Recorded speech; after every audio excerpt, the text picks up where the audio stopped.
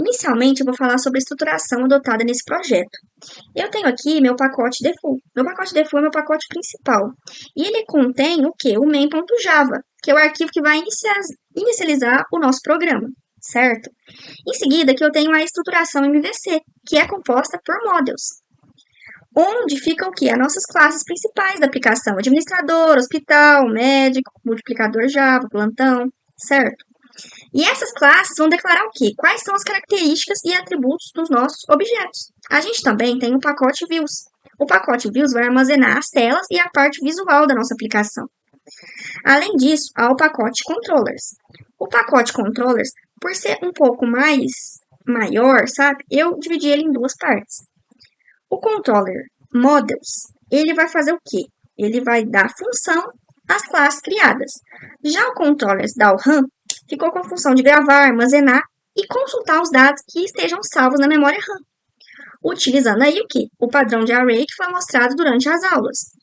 Além dos arquivos citados aqui, a gente também tem dois arquivos um pouquinho diferentes, certo? Que vai ser qual? O relatórios controller e o load default inf, certo? O relatórios controller, ele vai ser responsável por fazer a geração de relatórios.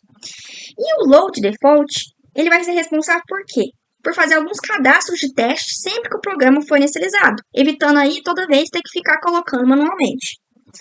Agora que eu fiz a introdução da parte da estruturação, né, que foi usada, escolhida, eu vou mostrar um exemplo de cada arquivo, porque como eles repetem, assim, algumas coisas, vai estar trocando a forma e alguns atributos, eu achei que ia ficar muito cansativo e ia ultrapassar o tempo de vídeo que foi falado. Agora, eu vou mostrar o main do nosso programa, alguma classe, algum controller para a gente poder exemplificar. O main, ele é responsável pelo quê? Por criar objetos do tipo DAO-RAM, certo? E esses objetos vão gravar as informações em memória. E aí vão enviar para as outras funções do menu durante a aplicação. O main também vai chamar o controller. Esse controller, ele insere o dado de teste na aplicação. E vai mostrar depois, em seguida, aqui, o nosso primeiro menuzinho, certo? Esse menu vai perguntar se o usuário gostaria de cadastrar ou realizar o login. E dependendo da resposta desse usuário, ele vai no arquivo home, certo? E aí ele vai ou para o menu de cadastro ou para o menu de fazer o login, certo? E aqui a gente utilizou um switch case para quê? Para transformar o menu da opção que o usuário digitou e assim definir para qual tela ele vai, certo? Case 1, case 2, certo? E, por exemplo, se ele quiser sair, o programa vai ser encerrado. E depois que o usuário selecionar, né, o menu que ele quer ir, a gente vai para qual arquivo? Para o arquivo homepage.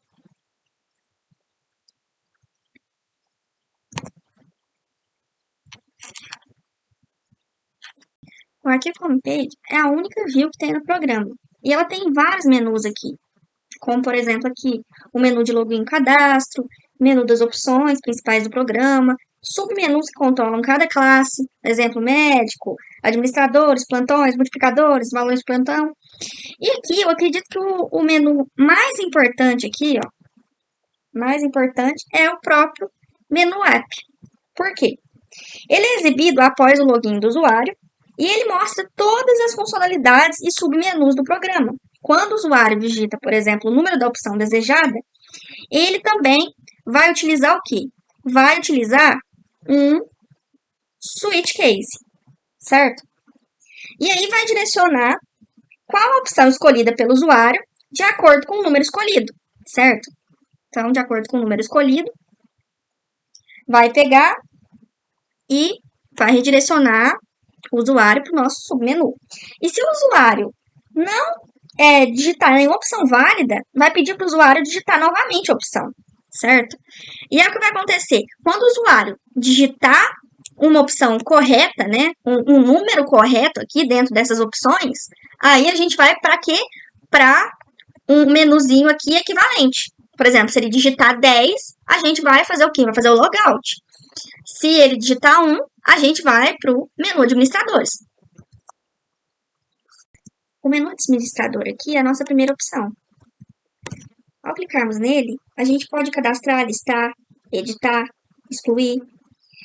E quando uma opção é selecionada, a gente vai chamar o controller do administrador para que, então, a gente execute a opção desejada. E aí, se for somente para listar, eu chamo a função direto do controller da ORAN, para listar aí os administradores. Agora eu vou mostrar o controller do administrador, para exemplificar a sua estrutura. Então, depois que o usuário digitou qual opção que ele deseja, certo? Ele vem aqui para o controller do administrador. Para adicionar, por exemplo, um administrador, vou precisar do quê? Primeiro, vou pegar todos os dados, nome, login e senha. E esses dados vão vir da onde? Eles vão vir aqui da classe administrador. Eu vou mostrar aqui como a classe administrador vai ficar antes da gente mostrar a inserção, certo? No caso aqui, a classe administrador vai herdar a classe usuário. Aqui agora a gente vai abrir a classe usuário, certo? Abrimos a classe usuário. A classe usuário ela tem vários atributos, ID, nome, endereço, certo?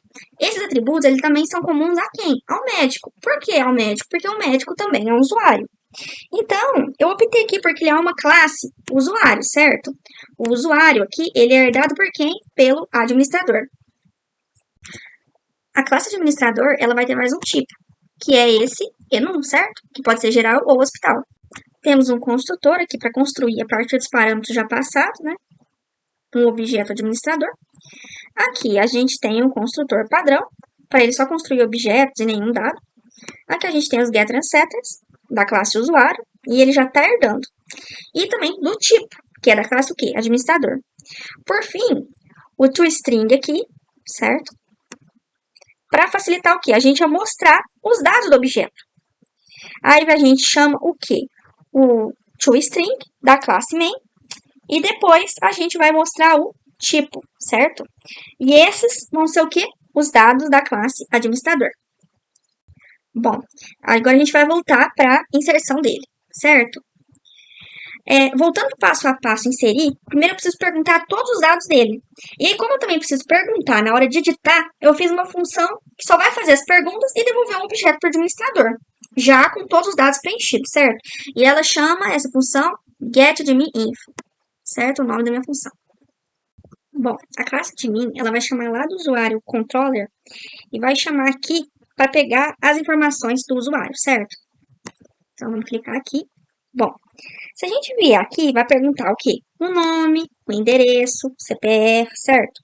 E vai retornar todos esses dados através de um objeto novo, usuário, certo? O novo usuário é do tipo o quê? Usuário. Ao recebermos os dados do novo usuário, a gente só vai precisar pegar o tipo dele, que não faz parte do tipo usuário, e a gente depois vai instanciar um novo objeto da classe administrador. E vamos retornar o objeto aqui, ó, com todos os dados. Para a gente continuar a inserção, o programa vai chamar o admin da run para inserir esse objeto. E essa aqui vai ser a inserção, certo? Já a edição é um pouco semelhante. Por que ela é um pouco semelhante? Pois a gente só vai mostrar primeiro quais são os administradores, chamando o quê? A nossa listagem do administrador. Listagem do administrador aqui. Aí a gente vai perguntar qual que a gente vai querer editar, qual administrador vai ser editado. Então a gente vai chamar de novo a função qual? A função getAdminInfo. Por que a gente vai pegar ela? Porque ela vai pegar as informações novas para serem editadas. E a gente vai mandar essas informações aqui no admin da run fazer o quê? O update, ou seja, atualizar o usuário. A função de deletar o administrador, ela é parecida, semelhante à função de editar. Primeiro a gente vai fazer a listagem. Vai ver qual que deve ser excluído. E a gente vai chamar aqui, ó, para excluir no DAO-RAM. A gente vai ver agora como funciona o DAO-RAM. Ele é um controller que possui um vetor administrador. E ele tem algumas funções para manipular esse vetor. A gente tem, por exemplo, a função de inserção. Essa função de inserção, ela vai procurar uma posição livre do vetor e depois gravar nessa posição o quê? O nosso novo administrador. A gente também tem a função de listagem. Essa função, ela vai percorrer todo o vetor e depois vai mostrar caso uma posição não seja nula. A gente também tem o que? Temos a função de edição. Essa função de edição, ela vai procurar o usuário por um ID para substituir os dados do novo administrador depois que ele for modificado. A gente tem, por fim, a função deletar. Essa função deletar percorre todo o ID, grava nele na posição que estava o administrador antes. E a gente também tem essa função aqui, que ela vai verificar se o ID está dentro do array, se ele é um ID válido, se ele existe. Bom, e o que eu mostrei aqui nessa classe de administrador, ele também existe para as classes médico, plantões, valores plantões, multiplicadores, hospitais.